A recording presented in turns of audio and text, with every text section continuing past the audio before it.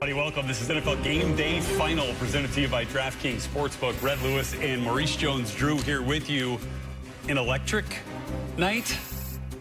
Yeah, before the rain delay, it was awesome. I was trying to give you some lightning on that one. But yeah, we did have the lightning delay, and really it felt like two games, Maurice. We had no punts before the lightning delay, and then things really tightened up once the two teams came back out onto the field. But the Cowboys had their chances in this game, especially late. Let's show you their final drive and talk through this one here, Maurice. I mean, it started out with some promise here, and there were opportunities. Dak was on fire. Yeah, Dak put the ball. That was the only mistake he made there, that last throw.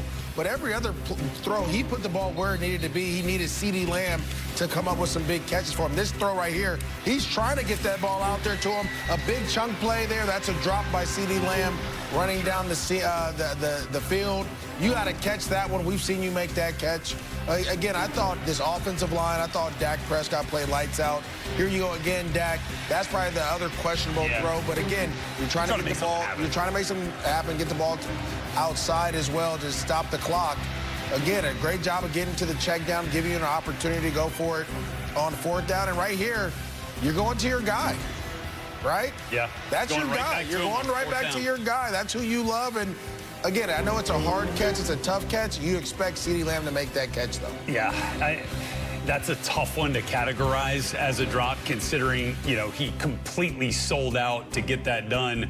But a catch he's going to want to make for sure in that scenario, in that situation. But look, I mean, really after the lightning delay, also had another kind of, one he couldn't come up with before that final drive. These are uncharacteristic plays from CeeDee Lamb that, he normally makes, and he had a pretty good night regardless. Yeah, I mean, CeeDee had over 100, and he played really well, but that one there, that's a big one. That could have been an interception. And then obviously these two on the final. Yeah, we saw these two. So, again... Well, look, early on, I mean, we were talking about it. Dak Prescott was, and really, if you look at it, Brian Schottenheimer was probably trying to get CeeDee Lamb lined up on a Torrey Jackson the way this thing was going. Yeah, early on. And this is the matchup they want, right? I know Cooper DeJean has played really well, but CeeDee Lamb in the slot versus Cooper DeJean on a wheel route in single high man coverage, give me that 99 times out of 100. Well, look, I mean, he's had a phenomenal career, and obviously this kind of, points that out. Fastest players to reach 500-plus career receptions took CeeDee 82 games after his 7 catches and 110 yards tonight. And look, he was obviously the leading receiver. George Pickens, 3 catches, 30. He had a big catch on that final drive that kind of helped get things rolling. Didn't maybe see as much of an impact from Pickens on this night as maybe you thought you might. I think you talked about it. Torrey Jackson was on him a majority of the time. That's who they were targeting. They found the guy they wanted to go after offensively, and they found ways to get that receiver that was on him the ball. If it wasn't him, it was Ferguson who was going across the middle. So they had a game plan of who they wanted to attack. They kind of stayed away from Mitchell a little bit until he started to shadow CeeDee Lamb, and then he started to go other places. Well, let's flip things over to the Eagles side of things here, and it's clear the run game was a big part of the plan tonight, although it was more so shifting towards Jalen Hurts. He made the big runs in this game. Yeah, hold on. I get it. Like, these are rushing yards, but these aren't run plays. And again, we talked about this in the very beginning with Jalen Hurts. His legs are going to be an issue for a lot of teams. When he decides to take off and run, it becomes a problem, and he does that in the red zone. And so, again, Saquon ran really well. I thought he did an awesome job, but it was Jalen Hurts' legs on third down. It was his legs in the tight red zone that pushed his team over the top. And again, that's what you expect out of a mobile quarterback. Look at all this green grass. You lose. No, I get they're not running plays, but yes, on something. Running backs, we categorize those as miscellaneous yards. Miscellaneous. Yeah, because those aren't designed. It's not an RPO or a read option or cute quarterback power or anything. These are just scrambles. An awesome job by him, right? And so to me, this is what makes the Philadelphia Eagles special and dangerous for the NFL, because you can try to stop Saquon all you want. And the Cowboys did a great job at the end of the game of stopping him. But guess what? Jalen Hurts' legs ended up. He made the plays. Yeah, he ended up being the playmaker at the end. He ends up getting the first 2 touchdowns on the ground, and then the play to seal it and win it. He was never going to throw that ball. No, he wasn't. We went empty to see you're not blitzing. Right. Right. Are you blitzing? No. Right. Okay. I'm gonna let everyone run and do their thing, and then I'm gonna scramble. But the thing that we had talked about, all day and really for the last couple of weeks now and the last couple of days, especially since the Parsons trade, was the improvement that the Cowboys could make in the run game defensively. They were stout after that delay. There you go. Saquon, 18 carries, 60 yards, just a 3.3 yards. He had 11 carries before that delay for like 62 yards. Yeah, and so they definitely stepped up afterwards. Really, the Eagles did too. 63-minute delay started with lightning that cleared the field with 4:44 to go in the third quarter. Players hit the locker room. Trayvon Diggs got some cold cuts. Everybody was just kind of chilling for a little bit. They came out, 15-minute warm-up, a resumed play around 11:30 Eastern time, and it was a completely different game. Yeah. No punts before that, and then no scores after. What did you see change for the Eagles offense, or rather maybe the Cowboys defense? I felt like the Cowboys defense got a chance to have a second halftime. Yeah. And go out there and make adjustments. And you saw that. They started to blitz more off the edge, right? Trayvon Diggs comes off on a passing situation, forces Jalen Hurts to throw the ball. They started to run blitz a little bit. Look at these guys triggering downhill. Oh, yeah. There's nowhere for the running back to go. And before that, guys were doing other things. Look at the effort by guys. That's another blitz where Jalen Hurts was able to get out of it. They're slanting the line.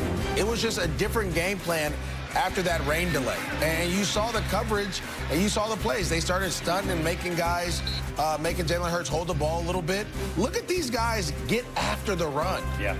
This is what Jerry Jones talked about when he made that trade with Micah Parsons, saying, look, we brought in another guy, a defensive tackle, to help stop the run and make us a little bit more stout. Yeah. And that's what you got there at the second half of that game. It did. And look, Jalen Hurts didn't have a ton of work through the air either. 152 yards. He was pretty efficient, just 19 of 23. It took 58 minutes and 9 seconds for A.J. Brown to get targeted. Yeah, that's tough. We can't have that. What does that tell you? Cowboys did a nice job with their plan and taking him away? That's a game plan issue, because literally I could just put you out there and throw a receiver screen. That's his only target, only catch. I could throw a receiver screen to you and get you out on space. I mean, this guy is 225 pounds. Why wouldn't I want him touching the ball with the DB trying to tackle him early in this game to help out our running game a little bit? I just think game plan-wise, they went in and said, we want to be physical, we want to take shots downfield, and they forgot about A.J. Brown. They tried to get him the ball. They tried to get formation some things. They put 4 guys on one side. You had A.J. Brown by himself. The Cowboys triple-teamed him. That took him out, right? So you got to find other ways to try to get him the ball and get him going early, because you're going to need that guy down the road. Again, I've called multiple games with A.J. Brown in it. He can take over a game if you want to, if you allow him to. And the Cowboys did a great job of not allowing him to take over the game and forcing Jalen Hurts to run the ball to win it. Well, and through the air, his favorite target was Dallas Goedert tonight. 7 catches to lead the team, 44 yards, although Jahan Dotson he had that 151-yard grab that boosted his totals, gave him the most receiving yards on the night for the Eagles. But this game was weird, right? A lot of quirkiness happened. Obviously, the 63-minute weather delay. And then early on, you get what looked to be a serious injury with Ben Van Sumeren. And then while all that's happening, this happens. Jalen Carter, best defensive player for the Eagles, defensive tackle, approaches the Cowboys huddle, talking to Dak Prescott. Dak's smiling. They're like talking, and then all of a sudden, Carter spits on Prescott right in front of the officials. Sees it, flags everywhere, man. Ejection for Jalen Carter. He hadn't even taken a snap yet. How did that change the Eagles' game plan? Defensively. It didn't change much. It allowed the Cowboys early in the game to run the ball the way they wanted to, right? You can't change your game plan the first series, the first play into a drive. Well, maybe not change, but affect the way they wanted to attack. If you watch, I mean, we'll get to it later on. We'll show the highlights. You'll see that first drive of the Cowboys. They ran right down the middle of the defense, over and over and over again. And then there wasn't a lot of pressure on Dak Prescott, right? And so when you lose your defensive tackle that's able to penetrate the pocket, and force the quarterback to have to back up to allow those edge rushers to get there. You saw the Eagles struggle trying to get to Dak Prescott. And again, credit to the Cowboys offensive line for doing a great job, but a lot of that came from Jalen Carter not being there because of that mistake that he made. Now, you don't know what's going to happen. I don't know how the league is going to handle those type of things or whatever else is going to go on, but you saw the impact that he has on this team. No doubt. And, I mean, again, for Javonte Williams to have 2 touchdowns, on the first 2 drives? Correct. That tells you all you need to know how important Jalen Carter is to this defense. Yeah, look, it was Javonte Williams had the first 2 touchdowns for the Cowboys. Jalen Hurts on the ground had the first 2 touchdowns for the Eagles. But no question that his absence loomed very large for Philadelphia. And we'll see what comes down the road for Carter's availability moving